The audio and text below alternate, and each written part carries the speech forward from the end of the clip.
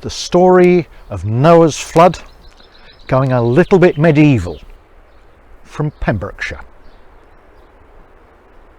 God looked over all that God had made, and God despaired. Oh, not the landscape, not the birds and the animals, but the human beings made in God's image. Everywhere God looked, there was hatred and fear and fighting and pollution, and God looked and God despaired. And God decided that what God had made could be unmade. So he made a plan. Everything that could not swim or fly would drown in the flood that God would send. I, God, whom all this world hath wrought, heaven and earth and all from naught, I see my people in deed and thought are set full foul on sin. Man that I made I will destroy, beast and worm and fowl that fly, for on earth they do me noy, the folk that are thereon. Therefore, Noah, my servant dear, thou righteous man art, as I appear. A ship thou shalt make me, of trees dry and light. 300 cubits it shall be long, and 50 broad, to make it strong. The height 50, the met thou thong, thus thou measure it about.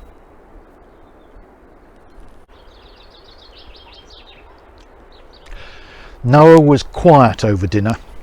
His family, his wife, his 3 sons, their wives, they'd come to understand that this meant that Noah's prayer time with God had been productive, that God had spoken to him. And so they listened when he told them that they were to build a ship. The 3 sons looked at one another. They looked at their wives. They looked at their mother, who just shrugged her shoulders. His youngest son, Japheth, wondered whether he should mention just how far it was to the nearest navigable river, but decided not to bother. A ship. Man had to have a hobby, and so they set to work building a ship, starting with the keel, the ribs, the bulwarks. People went out of their way to walk by his workshop, to watch as this ark, as he called it, was built. They pointed out to him just how many miles it was to the nearest navigable river. They pointed out and argued about just exactly how far it was to the sea. A long way. But still they built. And then the day came when it was finished. And the sons looked at the father, and his wife looked at him and said, "And now?" "I'll talk to God," said Noah. So Noah went and didn't so much talk to God as listen. Dinner was quick that night. The family knew that Noah would not share what God had spoken while there was still food on the table, so they ate quickly, cleared the dishes away, and sat expectantly. "Animals," said Noah. "Okay," they all said, "we've got to go round and round up animals." "Oh no," said Noah. "God said something strange to me. He said, if you build it, they will come."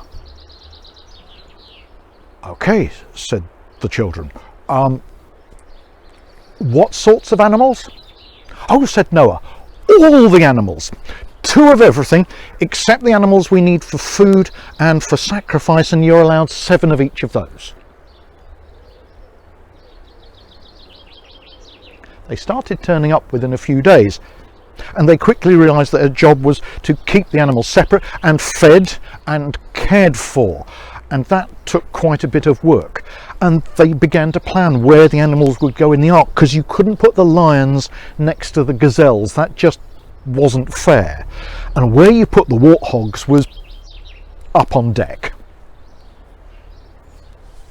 people came from miles around to see this wonderful menagerie now spread out across Noah's paddocks.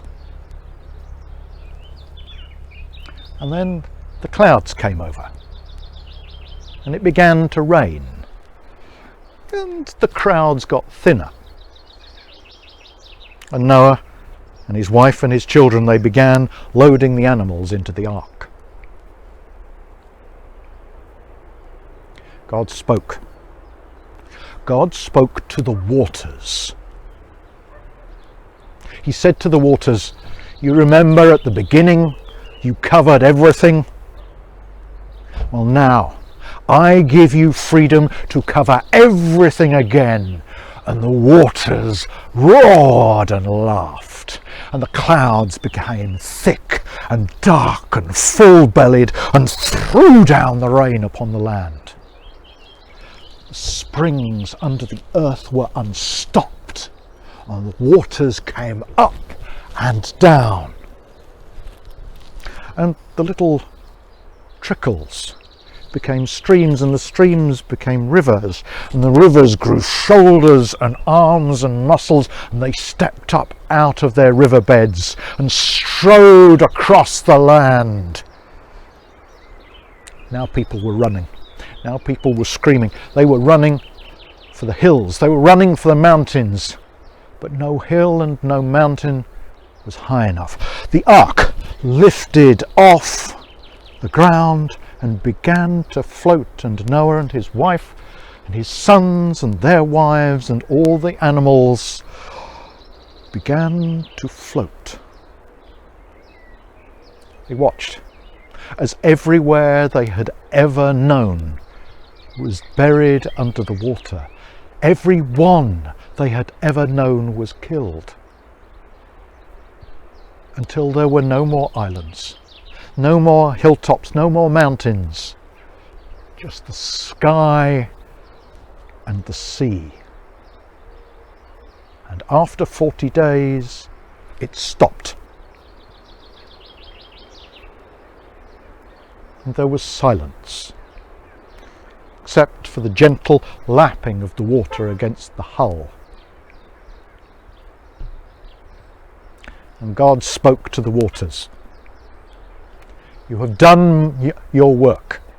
Now, as on the first day, I divide you again. Give up the dry land." And on the ark, Noah noticed a breeze. It started gently, but then whipped up into one of those stiff, drying breezes which scoured the water off the surface of the seas and scooped it up into great clouds, where it stayed, and the waters went down. All around them, islands began to appear, but these were not islands, they were mountain tops. And Noah wondered if it was time to look for dry land. He would send a bird. It could cover a wide area very quickly. But which one to send? He went down into the aviary. That one hadn't got the intelligence it was born with. That one couldn't even fly. What sort of a bird was that? And then he saw the raven, glossy and black in the lamplit darkness, black of the wing, black of that hatchet beak, and the eye gleaming with intelligence. "You'll do," said Noah, and he took him up on deck and threw him up into the air. Cawing with its gravelly voice, the raven flew round in big flapping circles, higher and higher in the air, and then set off and did not return. "Ah," said Noah, "it's probably feasting on some floating carcass." Rather too independent of thought, the raven. He needed to choose a bird with a really good homing instinct, one that never went too far. So he went down into the aviary again and selected the dove. He brought it up on deck,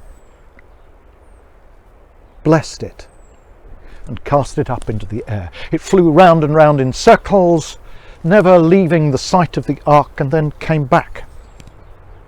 "Don't worry," said Noah. "We'll try again tomorrow." Tomorrow they tried.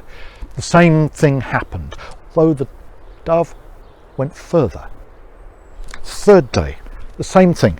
Up on the deck, given a blessing, and sent off. This time it was sunset before the dove returned, and in its beak an olive twig. But it was not dead. The leaves were newly burst. Somewhere out there an olive tree was growing, and not in salt water. Oh, there was such relief. The waters fell, and the ark grounded. People, having got their sea legs, now had to get their land legs back. But they looked out over a sea of mud. Was it even safe to leave the ark? Noah waited for a word from God.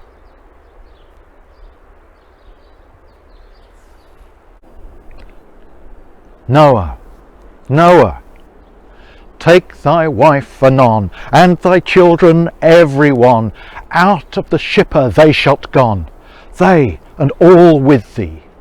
Beasts and birds and fowl that fly, out anon they shall hie on earth to grow and multiply. For so I will it be."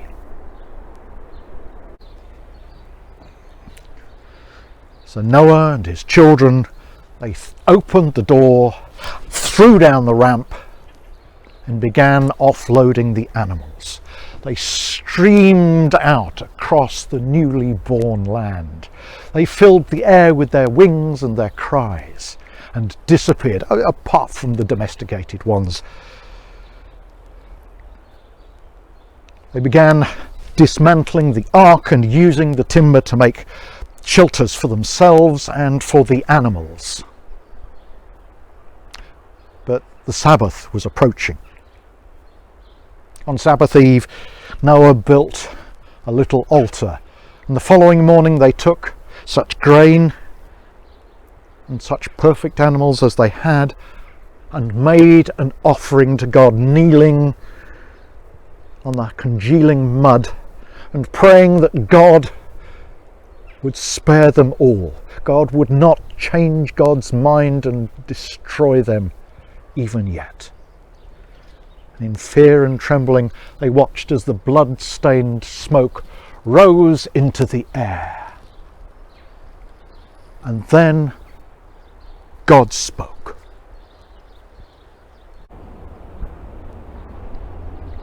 "My bow between you and me in the firmament shall be, by very token that you may see that such vengeance shall cease.